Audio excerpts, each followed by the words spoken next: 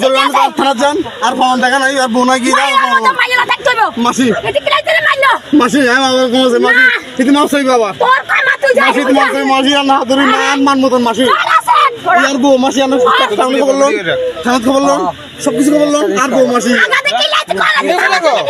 বিদ্যুৎ আছে মাসি আর মাসি মাসি মাসি মাসি মাসি মাসি আর মাফ করে দাও আন্ন হলো দিয়ে মাফ করে দাও মাসি আন্ন হলো দিয়ে মাফ করে দাও মাসি মাসি মারাইছে না বেরি আইছে না এসব বেরি মারাইছে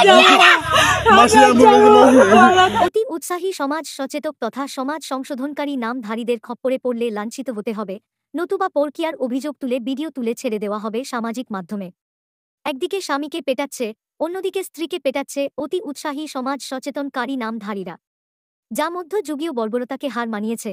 এই রকম জঘন্য ন্যাক্কারজনক ঘটনা ঘটে গেল বিলোনিয়া থানাধীন চিত্তামারা কচ্ছবা এলাকায়। এই বিষয় নিয়ে স্বামী স্ত্রী বিলোনিয়া মহিলা থানার দ্বারস্থ হন। ঘটনার সুষ্ঠু বিচার চেয়ে অতি উৎসাহী সমাজ সচেতনকারী নামধারীদের বিরুদ্ধে মামলা হলেও হেলদোল নেই বিলোনিয়া মহিলা থানার, এমনই অভিযোগ রয়েছে। মহিলা থানার ওসি স্বপ্নার কোন হেলদোল না দেখে অবশেষে মঙ্গলবার দুপুরে বিয়ের ছবি নিয়ে সংবাদ মাধ্যমের দ্বারস্থ স্বামী স্ত্রী উভয়ে। অনেকের অভিমত, এই স্বামী স্ত্রী যদি কোনো অপরাধ করে থাকে পুলিশের দ্বারস্থ হতে পারত সমাজ শোধনকারী নামধারীরা।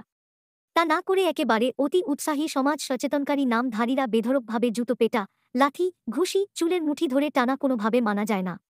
ঘটনা জুড়ে ছিঁড়ছিঁড় রব উঠেছে। রাম রাজত্বে বিবাহিত নিজের স্ত্রীকে নিয়ে বের হওয়া, ঘুরতে যাওয়া নিরাপত্তা যেন বিপদের মুখে। এমনই বিপদের মুখে পড়ে কোনোমতে প্রাণে রক্ষা পেল বিলোনিয়া পুরাতন মোটর স্ট্যান্ডের বাসিন্দা সঞ্জয় দাস সহ তার স্ত্রী রাখি সরকার দাস।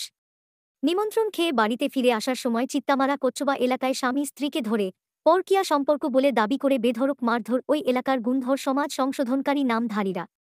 সঞ্জয় দাস সাথে রাখি সরকারের সামাজিকভাবে বিয়ে হয় 12 বছর আগে। তা সত্ত্বেও স্বামী স্ত্রীর মধ্যে অবৈধ পরকীয়া দাবি করে গুণধর সমাজ সংশোধনকারী নামধারীদের দ্বারা লাঞ্ছিত হওয়ার ঘটনায় অপমান বোধ করছে সঞ্জয় দাস ও রাখি সরকার দাস। এখন দেখার বিষয় সমাজ সচেতনকারী নামধারীদের বিরুদ্ধে কোনো ব্যবস্থা গ্রহণ করবে কিনা মহিলা থানার ওসি।